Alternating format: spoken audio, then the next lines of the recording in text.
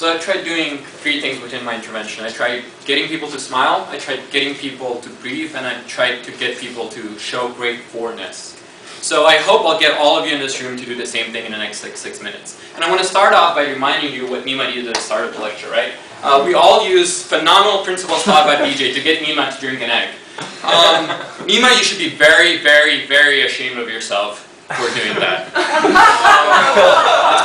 Okay, number 1 down. Anyway, the second thing I want to talk about is this whole idea of how we perceive something to be calming, right? I really think that even the way we talk about it is that we talk about it in sort of a juxtaposed position to sort of, investment bankers, Detroit auto workers, as something to go against all of those positions. I honestly really believe that when we talk about calming technologies, there's nothing inherent in them that makes them opposed to sort of everyday workplace that we're in. And we should start thinking about them in such a manner.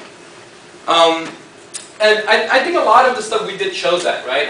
I did 2 sort of text-to-calm projects. They're called Found Smile and Homework Breathe. And they're sort of implementing, calming technologies into everyday life. Found Smile was about breathing in 3 times every time you see a fountain on campus. And we got 63 breaths within 3 days from 14 users. Quite similarly, with homework breathing.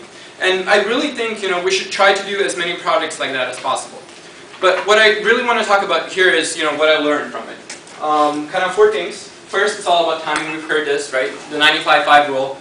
95% of responses within triggers will get there within the first 5 minutes. The whole idea of periodic versus sporadic. What you see going on is that if you're able to have your interaction with your users be predictable, you're going to get a much higher response rate.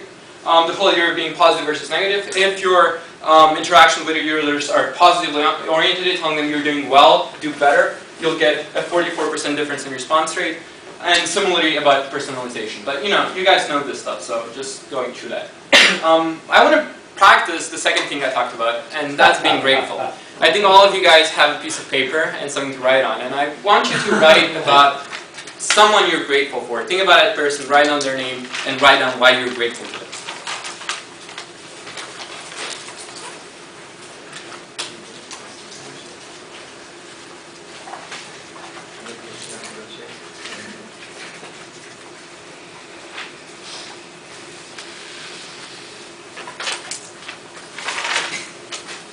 So I actually got 23 people to do exactly that for 7 days, in something I called Wookiee. Wookiee is some sort of African language name for being born on a Friday. So I don't know, I thought it was cool. So actually, what I had people do is 2 things. Firstly, I had them write stuff on a whiteboard, the Wookiee board, where they really just write down who they're grateful for and why they're grateful for it. And secondly, sort of the second implementation was the whole idea of having a computer screen where you just type it in. But a couple of things I want to emphasize here, now that you saw sort of how it happened, is firstly the idea of why I'm cultivating gratefulness, not gratefulness. I think gratefulness as a term is being over-abused to an extent that it no longer has a lot of meaning. I think if you walk to someone and tell them, practice gratefulness, they're not going to know how to start doing that. I think if you walk into an office and tell someone, what we want you to do is practice gratefulness, which means being grateful for something or for someone and writing that down, that's actually going to flow over into gratefulness. And I think as we become aware of that and actually start implementing things like this, which are actually gratefulness, not gratefulness, it makes things a lot easier. The second thing I did that I thought was pretty effective is the fact that I implemented it into small-scale organizations, into one NGO and onto a student group organization. So you're talking about sort of mid-sized organizations where you get a lot of benefits over and above actually simply being grateful to someone. But I'll talk about it later. The second thing I want to talk about here is Grotes notes. And this stands for gratefulness notes.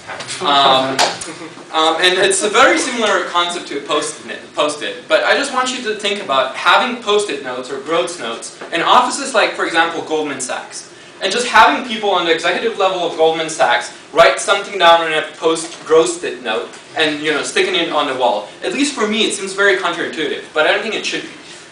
Secondly, think about like a hospital. You don't have to implement something big. All you need is a simple whiteboard. Write down this is a gratefulness whiteboard, and I think you'll start getting the word out. The third thing, think about a prison, for example. I mean, at least for me, it seems very counterintuitive, but I don't know why it should be. I think, the first step to sort of rehabilitation is being able to sort of induce gratefulness within people. This is something that can be incredibly effective. So, really, when you think about what we've learned, one of the things we've learned is to, be conscious of what other people did as well. So, remember this? Okay. I believe that's 3 down, right? Smiling, being grateful, and breathing. Okay. So what we've learned is, firstly, from user feedback, that Wiki gave users sort of a sense of belonging. What do I mean by this? They felt like they were starting to really be a part of an organization. And I think that's incredibly important when you talk about sort of horizontal and vertical mobility, right? What you see going on in a lot of games like World of Warcraft, why they're so popular is because someone who works in a supermarket can now be actually on the same level as their bosses, for example. And I think when you talk about a gratefulness board or Wookiee, you do the exact same thing, right? The CEO of Goldman Sachs, for example, can be grateful to a low-level employee and vice versa. Therefore, what you're doing is actually enabling sort of horizontal mobility. Oh. The second thing was this whole idea of transparency. It allows you to actually get to see what other people are doing, right? And why the actual company is sort of moving forward because of those people's contributions. And it allows them to sort of join the conversation. The last couple of things, real quick. How do you change things, right? I think you have to change via action. To persuade doesn't mean to speak, but to move. I think that's pretty self-explanatory. The second thing I really also wanted to talk about is this idea of giving meaning by giving users the ability to impact their apps. But yeah, I guess I'll finish it up. Thank you.